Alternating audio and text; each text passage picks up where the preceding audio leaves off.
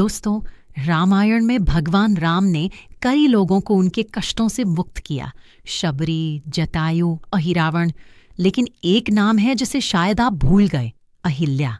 ये कहानी है उसी अहिल्या की जो एक श्राप की वजह से पत्थर बन गई थी और सैकड़ों साल तक इंतजार करती रही राम के एक छूने का।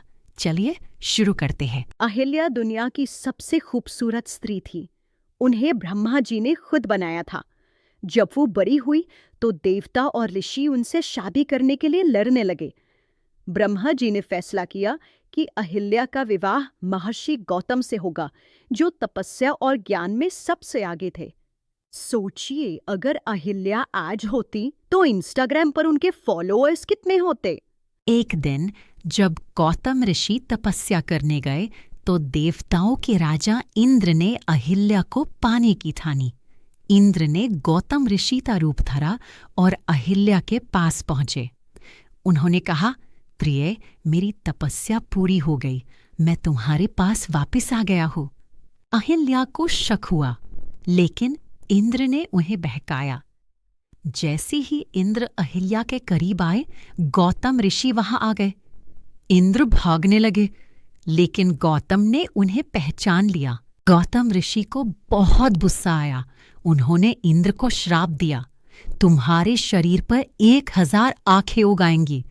इसीलिए इंद्र को सहस्राक्ष कहते हैं। फिर उन्होंने अहिल्या से कहा, तुमने मेरा विश्वास तोड़ा है, तुम हजारों साल तक पत्थर बनकर रहोगी। सिर्फ भगवान राम के चरण छूने से ही तुम्हें मुक्ति मिलेगी। अहिल्या रोने लगी, प्रभु, मैं नादानी में फंस गई।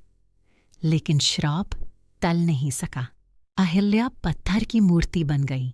सालों तक वो जंगल में पड़ी रही, बारिश, धूप और तूफान सहते हुए।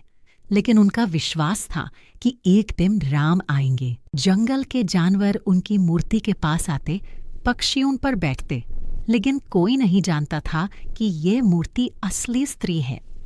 जब राम और लक्ष्मण विश्वामित्र ऋषि के साथ जंगल से गुजर रहे थे तो राम की नजर एक चमकती हुई पत्थर की मूर्ति पर पड़ी। उन्होंने पूछा, गुरुजी, ये मूर्ति किसकी है? विश्वामित्र बोले, राम, ये कोई मूर्ति नहीं बल्कि अहिल्या है, गौतम ऋषि की पत्नी। उन्हें श्राप मिला है, सिर्फ तुम्हारा स्पर्श ही उन्हें मुक्त कर सकता है। राम ने अहिल्या की मूर्ति के पैर छुए। वो पत्थर धीरे धीरे चमकने लगा और अहिल्या असली रूप में आ गई। उन्होंने राम के चरण पकड़े और कहा, प्रभु, आपने मुझे नया जीवन दिया। राम मुस्कुराए और बोली, माता, आप निर्दोष है, जाओ। गौतम ऋषि वहां प्रकट हुए और अहिल्या से माफी मांगी। उन्होंने कहा, मैं जानता था कि तुम निर्दोष थी, लेकिन श्राप टालना मेरे बस में नहीं था। अहिल्या की कहानी सिखाती है कि ईश्वर की कृपा कभी देर नहीं करती। गलतियां हो सकती हैं, लेकिन सच्ची भक्ति और धैर्य से सब ठीक हो जाता है। औरतों पर लगे झूठे आरोपों को भी समय सही कर देता है। सोचिए, अगर अहिल्या को श्राप न मिलता तो क्या रामायण में ये मजेदार कहानी होती। अहिल्या को रामायण की फर्स्ट फीमेल कैरेक्टर माना जाता है। राम ने सबसे पहले उन्हें ही बचाया।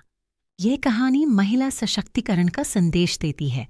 अहिल्या ने श्राप के बावजूद हार नहीं मानी। आज भी बिहार के गया में अहिल्या स्थान है जहां लोग उनकी पूजा करते हैं। तो दोस्तों, ये थी अहिल्या की कहानी, एक स्त्री जिसने पत्थर बनकर भी विश्वास नहीं खोया। अगर आपको ये वीडियो पसंद आया तो लाइक करें, शेयर करें और एजेंट तोमो स्टूडियोज को सब्सक्राइब करें। नीचे कमेंट में बताएं, अगर आप पत्थर बन जाते तो कौन सी चीज सबसे पहले करते। याद रखिए, भगवान उन्हीं की मदद करते हैं जो खुद की मदद करते हैं।